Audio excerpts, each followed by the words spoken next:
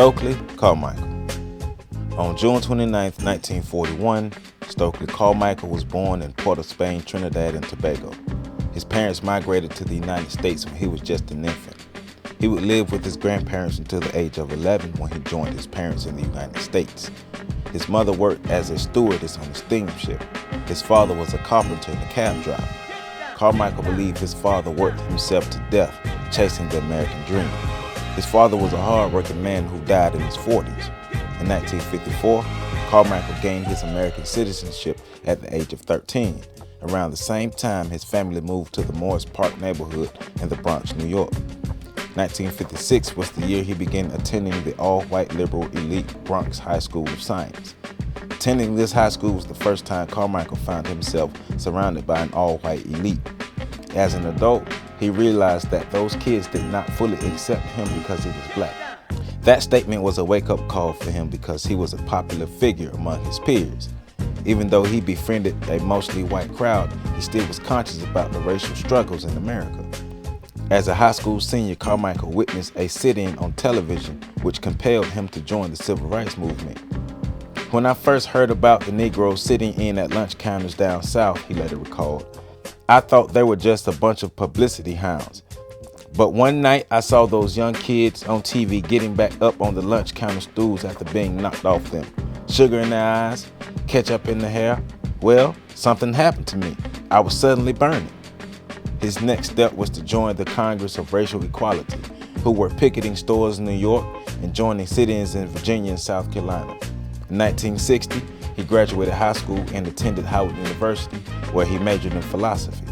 He studied the works of Camus and Santana and used their philosophies to help face the civil rights issues. Carmichael participated in a freedom ride in 1961 through the South to challenge the segregation of interstate travel. He was arrested in Jackson, Mississippi for entering the whites-only section of the bus and jailed for 49 days. Despite his jailing, he continued his fight against oppression in America. He participated in another freedom ride in Maryland, a demonstration in Georgia, and a hospital workers' strike in New York. Carmichael accomplished these feats all before he graduated from Howard University in 1964. After graduation, Carmichael joined the Student Nonviolent Coordinating Committee.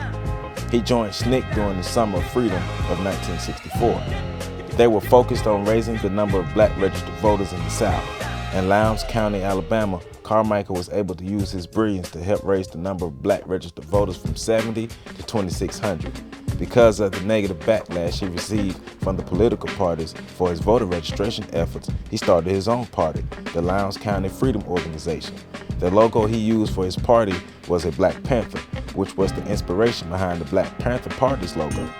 Carmichael agreed with Dr. King's idea of nonviolence at this time, but those ideas would soon begin to change.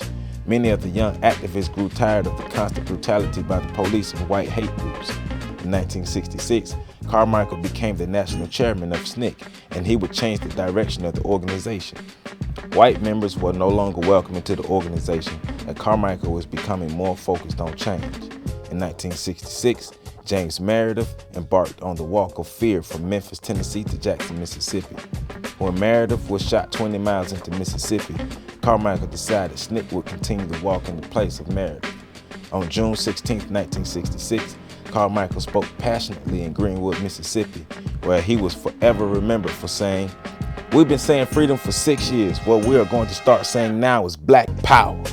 The term Black Power became the slogan for empowerment for Africans around the globe. Carmichael explained that Black Power was a call for black people to unite and build a sense of community. The Black Power movement was also Carmichael's way of saying the nonviolent movement and integration into white America was over. The Black Power movement was not well received by whites or blacks who supported Dr. King. In 1967, Carmichael became the Prime Minister of the Black Panther Party. He would use this time to help spread the idea of Pan-Africanism, which he would spend the rest of his life pursuing. In 1969, Carmichael would leave the Black Panthers and move to Guinea, where he changed his name to Kwame Ture. His name change was in honor of Kwame Nkrumah and Sekou Toure. In 1985, Carmichael was diagnosed with prostate cancer, which he would later succumb to in 1998. He was a brilliant orator, author, leader, and human being. He was a visionary with no fear. He was brave enough to challenge Dr. King's idea of nonviolence because he wanted to see his people safe. Mr. Stokely Carmichael, aka Kwame Ture, we proudly stand on your shoulders. And one more thing, Black Power.